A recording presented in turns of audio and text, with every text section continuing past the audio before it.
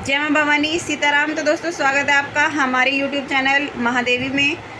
तो एक प्रश्न है कि एक प्रश्न आया है एक बच्चे का। तो उन्होंने हमसे पूछा है कि मेरे घर में महाकाली की फ़ोटो नहीं है, मेरे घर में माँ काली की फ़ोटो या विग्रह नहीं है, लेकिन मेरा जो भाव है वो माँ काली के लिए है। मेरा जो प्रेम है, मेरी जो इष्ट है वो माँ काली है, लेकिन मेरे परिवार वाले ये सब नहीं मानते हैं। मेरे परिवार वाले माँ काली को घर में लाने नहीं देते हैं, लेकिन मैं माँ की सेवा करना चाहता हूँ, माँ की आराधना करना चाहता हूँ, उनकी कृपा को पाना चाहता हूँ। तो ये प्रश्न है, ठीक है। तो ये प्रश्न एक बच्चे का आया है, उसी के लिए हम ये वीडियो बना रहे हैं। साथ में आपको भी इसके थ्रू जानकारी मिल जाएगी। तो देखिए, सबसे पहली बात ये है कि फ़ोटो या विग्रह होने से ये साबित नहीं होता है कि आप उनकी सेवा या भक्ति कर रहे हैं। मैंने ऐसे भी लोगों को देखा है जिनके मंदिरों में या मोटी मोटी 2-2 किलो धूल चढ़ी हुई है और पता नहीं कब से विग्रहों का स्नान श्रृंगार नहीं किया है। तो ऐसे भी लोग हैं, तो उस भक्ति का कोई फ़ायदा नहीं है, ठीक है। तो यदि आपके मन में भाव है, यदि आपके मन में माँ काली के लिए भक्ति है, तो माँ को हृदय से प्रेम करें, माँ को हृदय से समर्पण करें, तो ये होती है भक्ति। अब आपने कहा है कि आपके घर वाले नहीं मानते हैं, लेकिन आप माँ की सेवा करना चाहते हैं। तो जाहिर सी बात है, यदि माँ भगवती, माँ काली आपकी इष्ट हैं, आप उनसे प्रेम करते हैं, तो जाहिर सी बात है कि आपके मन में उनका ही फ़ोटो होगा, आपके मन में उनकी ही प्रतिमा होगी, उनके हृदय में उनका ही चेहरा होगा, आपकी आंखों में उनका ही चेहरा दिखता होगा।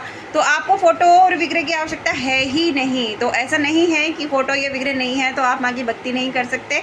तो माँ की भक्ति हमेशा, आपने जो माँ के लिए पाठ किया है, आपने माँ के लिए जो मंत्र किया है, वो असल में भक्ति होती है, वो असल में पूजा होती है। तो यदि आपके घर में नहीं मानते हैं तो आप एक कार्य कर सकते हैं, आप माँ भगवती, माँ काली के नाम से एक दीपक लगाएं। आप उसमें सरसों के तेल का भी लगा सकते हैं, आप उसमें देसी घी का भी लगा सकते हैं। कोई सा भी दीपक लगाएं, कोई फ़र्क नहीं पड़ता। आप सिर्फ उस दीपक को माँ काली को समर्पित करें, ठीक है। यदि आप देसी घी का लगाते हैं तो उसको महाकाली को समर्पित करें।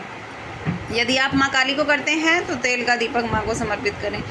तो उसके लिए आपको अखंड दीपक की तैयारी करनी होगी। अखंड दीपक आपको घी का लगाना है महाकाली के लिए, और उसमें महाकाली का आह्वान करना है। अपनी आँखों में, अपने ध्यान में, अपने आज्ञा चक्र में माँ भगवती को स्थान देना है कि मैं आपको यहाँ स्थान देता हूँ, हे माँ भगवती, आप मेरे हृदय में विराजमान हो, या फिर आप मेरे आज्ञा चक्र में विराजमान हो। तो इस तरीके से अपने ही शरीर में माँ भगवती को स्थान दें, क्योंकि आपके शरीर से पवित्र स्थान कोई हो ही नहीं सकता। जिसे हृदय में भगवती वास करती है, जिसे हृदय में भगवती के लिए प्रेम है, तो उस स्थान से शुद्ध कोई दूसरा स्थान हो ही नहीं सकता, ठीक है। तो आपको सिर्फ माँ के लिए एक ज्योत प्रज्वलित करनी है, माँ को अखंड ज्योत समर्पित करनी है, माँ को एक दीपक लगाना है, और उसमें आपको काली मिर्च, सिंदूर, हल्दी, 2 लौंग, 2 इलायची, 1 सुपारी, 1 सिक्का आपको उस अखंड ज्योत में डाल देना है, और वो ज्योत माँ को समर्पित कर देनी है। और खुद को भी माँ को समर्पित हो जाना है कि हे माँ भगवती, मैं जैसा भी हूँ, अच्छा हूँ, बुरा हूँ, मैं आपका हूँ, अब मैं आपको समर्पित हूँ, आप जैसे चाहे मुझे चला सकती हैं। तो खुद को माँ के हवाले कर दो और निश्चिंत हो जाओ, टेंशन फ्री हो जाओ। और आपको उसमें माँ के लिए जो भोग आपको देना है वो भोग आप दे सकते हैं। अंग्यारी पे देना चाहे अंग्यारी पे दे सकते हैं। जो इष्ट होते हैं, हम अपने इष्ट की सेवा जितनी कर लें उतनी कम है। अपने इष्ट की सेवा ज़्यादा से ज़्यादा करनी चाहिए। तो आप माँ को लौंग और पतासे का भोग लगा सकते हैं, आप माँ को अनार का भोग लगा सकते हैं, आप माँ को गुलाब जामुन का भोग लगा सकते हैं। तो उस समय नवरात्र में जब आप माँ की स्थापना अखंड दीपक के रूप में करते हैं, तो उस अखंड दीपक की आपको सेवा करनी है, उस अखंड दीपक की आपको पूजा करनी है। उसी अखंड दीपक को माँ का ज्वाला स्वरूप मान के, माँ महाकाली को ज्वाला स्वरूप उसमें मानते हुए, उनको शीश नवाते हुए उनसे प्रार्थना करनी है, ठीक है। और उन्हीं की पूजन आपको करनी है, उन्हीं को फूल अर्पित करने हैं, उन्हीं को वस्त्र अर्पित करने हैं, उन्हीं को दक्षिणा अर्पित करनी है, उन्हीं को मिठाई अर्पित करनी है, उन्हीं को पान अर्पित करना है।